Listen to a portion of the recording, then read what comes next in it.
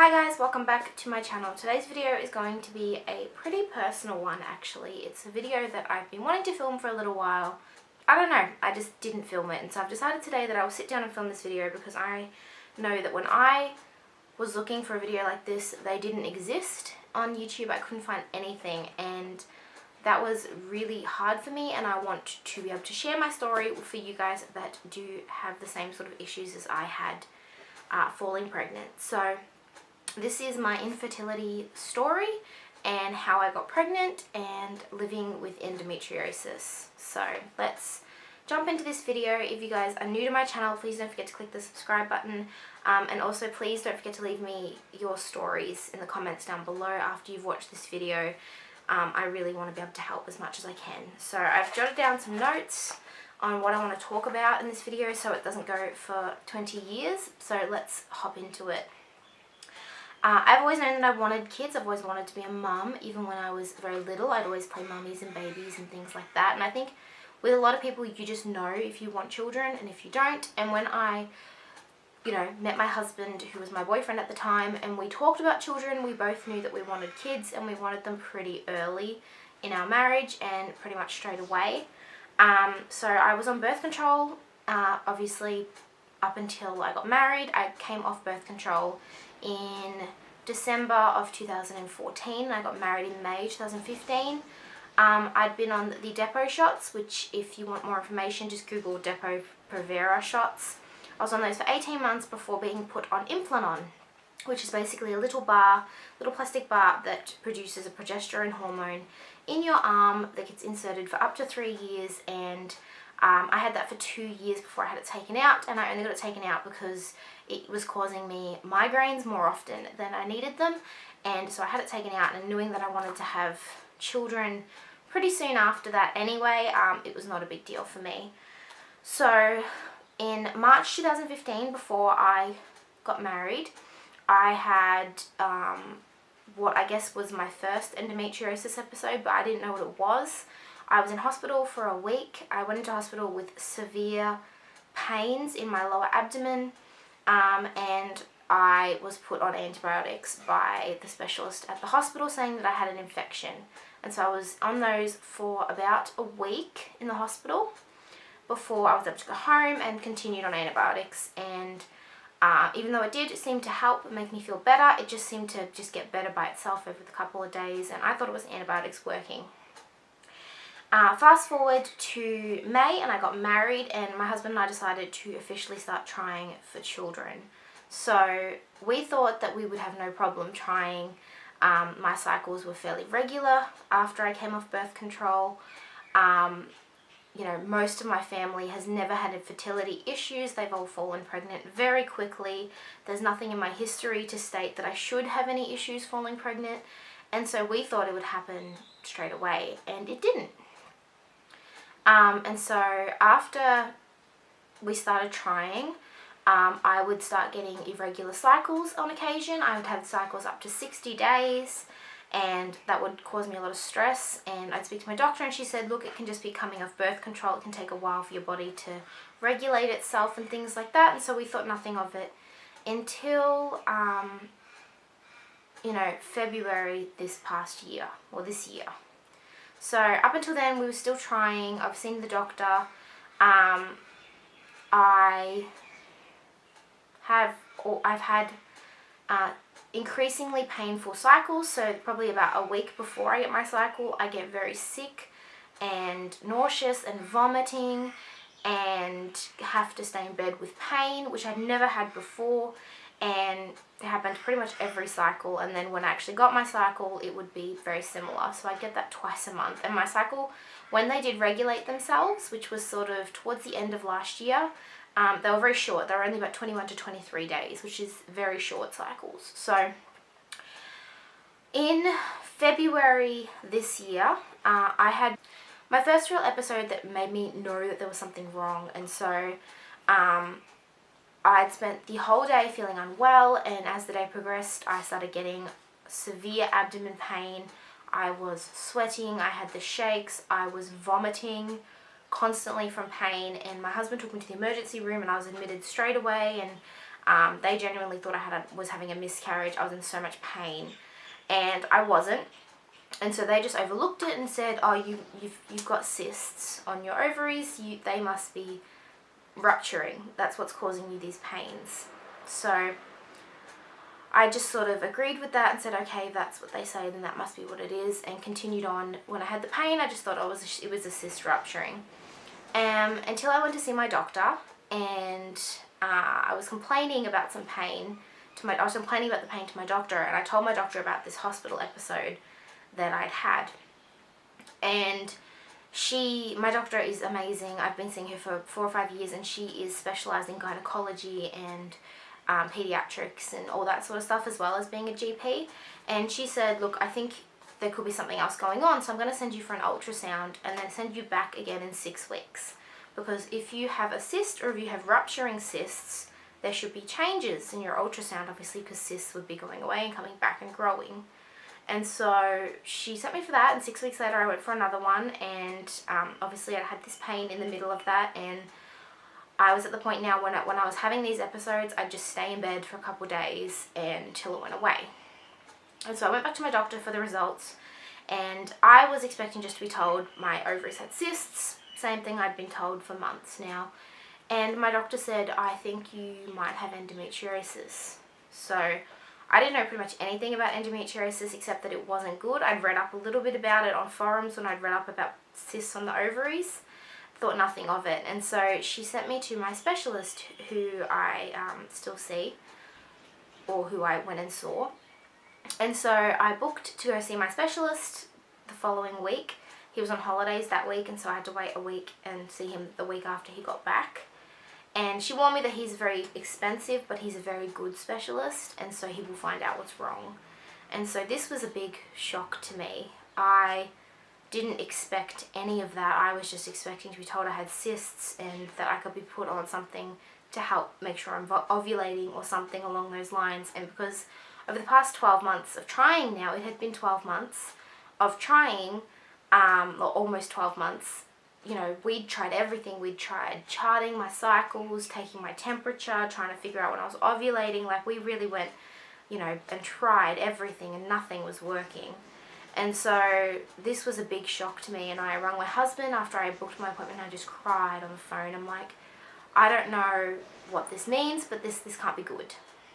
And so I researched up a little bit more about endometriosis, and which didn't really help, but I like to be informed. So I researched up a little bit more about it and was, you know, overwhelmed with the information there was. Some had some good stories, and some were just horrifying. That, you know, people who had been trying for 12, 13 years with this, that had never been able to fall pregnant, had this horrible pain. And so fast forward the week and a half, and it was the longest week and a half of my life, I must say.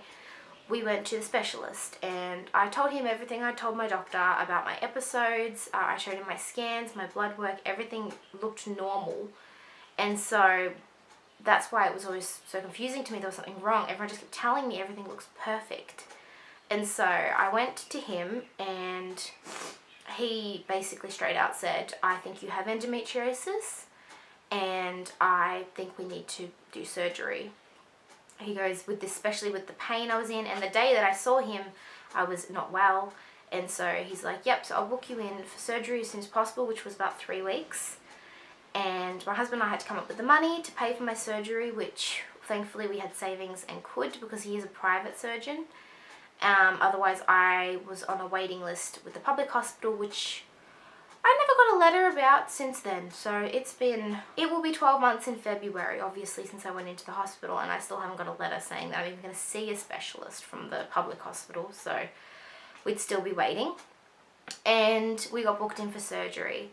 And so 3 weeks later, I went for my pre-op appointment, and that was one of my episode days. I was so incredibly sick. I thought I was going to pass out going to see him, and he actually contemplated moving my surgery a couple days forward, but I said, no, we'll just wait those few days and just have it done when planned. So we went in for surgery, and my surgery went for a lot longer than normal surgery. That was supposed to be about a 30 to 40 minute surgery, and I think I was in there for about an hour and a half. And so when I came out, I was in a lot of pain. I had quite a lot of bleeding on my abdomen, my wound sites, and I was very lucid. I didn't really know what was happening, but he came to see me to say the surgery was successful and that he'd come and they'd speak to me during the week. So I stayed at the hospital for 3 nights because I was really unwell after the surgery. I'd had a lot of pain and nausea. I wasn't able to keep food down, so that was something. They wouldn't let me go home until I could eat properly. And even the week after the surgery was probably horrible. I just slept a lot and was very sick. And so I got a call the week after the surgery from my surgeon's office to organise my post-op appointment, which I had that week. And basically they explained to me that my surgery was a lot more complicated than what was originally planned. So I went to see my surgeon, and he explained to me that I had a very severe case of endometriosis. He thought it would be a light to mild case because I am very young. I'm only 23, and so normally you don't see severe cases like this in people as young as me. So I had pages and pages and pages of pictures where he'd removed it, and he said I had what was called Iceberg Syndrome, which was basically, it didn't look like a lot, but it was very deep rooted. So thankfully it didn't cause any damage or no tissues or blockages, and so he was able to clear it out. But that's why my surgery took so much longer and why I didn't heal as quickly as I'm supposed to. Normally it's supposed to be just a day surgery procedure. And so because of the complications in my surgery, we did have to pay a little bit more, which is fine. And basically he told me that from there forward he didn't know what was going to happen. He'd seen people with severe cases fall pregnant, and he'd seen people with severe cases have to use IVF. Which, if you guys don't know what IVF is, it is in vitro fertilization, which is where you need, it's basically what they call test tube babies, I guess is a horrible way to put it. But basically they take eggs and sperm and they combine them outside the body and put them back in for your pregnancy to be viable. So you can't conceive by yourself. And so that was a big shock to me. I walked out of that appointment and I was just overwhelmed. I was in pain. I was still not well. My husband came to all of my appointments, by the way. I didn't mention that, but he has been so supportive with all of that. He came to all of my appointments, and I just got in the car and I cried. And I cried and I cried. And my doctor had said that I can start trying as soon as I felt up to it. There was no time limit on when I needed to wait or anything like that. And I told my husband, I'm like, we want to keep trying. And my doctor basically said he'd come and see me in 2 months. And if we hadn't fallen pregnant by then, we would look at other options. So we were lucky enough to fall pregnant the first cycle after my operation. So my operation was completely successful for me. We fell pregnant, like I said, the first cycle. My operation was the 29th of April, and we fell pregnant in the middle of May. So we were so incredibly lucky, because all the stories I had read were horror stories of people who had not been able to fall pregnant despite having surgery, and had to use IVF, which would then fail a lot of the time because unfortunately IVF is not 100%. So that has brought us up to where we are now. Pregnancy dulls the symptoms of endometriosis and it prevents the growth. So there is a good chance that it will grow back after I'm no longer pregnant. I think the chance is like 70% that it will come back because of how severe it was. But if I want to have my children, I can try and have them close together to prevent that. And then I will just have to be on progesterone-based birth control after that to prevent the pain. So that is where I'm at. This has been a very long video, but I really wanted to share my story with you guys because I think it's important to have somebody who understands what you're saying and how difficult it is sometimes just to fall pregnant, especially when some people just fall pregnant by accident and it seems that everyone around you is falling pregnant but you. And this is a very private subject, but I wanted to share because when I was going through it, there was nothing around for me to watch about this sort of thing, and I felt very alone. And even though I had my husband, he doesn't, they don't fully understand what's happening with us and with our bodies and as women. how it feels to not be able to fall pregnant. And for me, I just felt like my body was not working, and that's what I kept saying whenever my husband would ask how I was feeling about it. I just said that I felt broken and I didn't work, and I didn't work the way I was supposed to, and that was very difficult for me and him to hear, and for us to sort of start thinking about a life without children, which is something we'd never had to think of before. So that is my infertility story. I know that it is nowhere near as long as some other people's, having only tried for just over 12 months before finding out about this and having surgery to remove it. I know there have been people who've been trying for years, but I still wanted to share my story so that if you are going through it, I want you to know that you are not alone, and that, you know, people should feel blessed when they can be blessed with a child. And I am praying for all of you out there who would like a child, who's not been able to have one, to fall pregnant. So thank you so much for watching this video. Please do not forget to leave your stories in the comments down below, and any questions you have, I will try my best to answer them all as best as possible. If you guys want any more information on this, I'm more than happy to do another video if you have any more questions that need more detail. Thank you so much for being here and watching this video with me today. I will see you guys in my next video. Have a wonderful day, and thank you so much. Bye!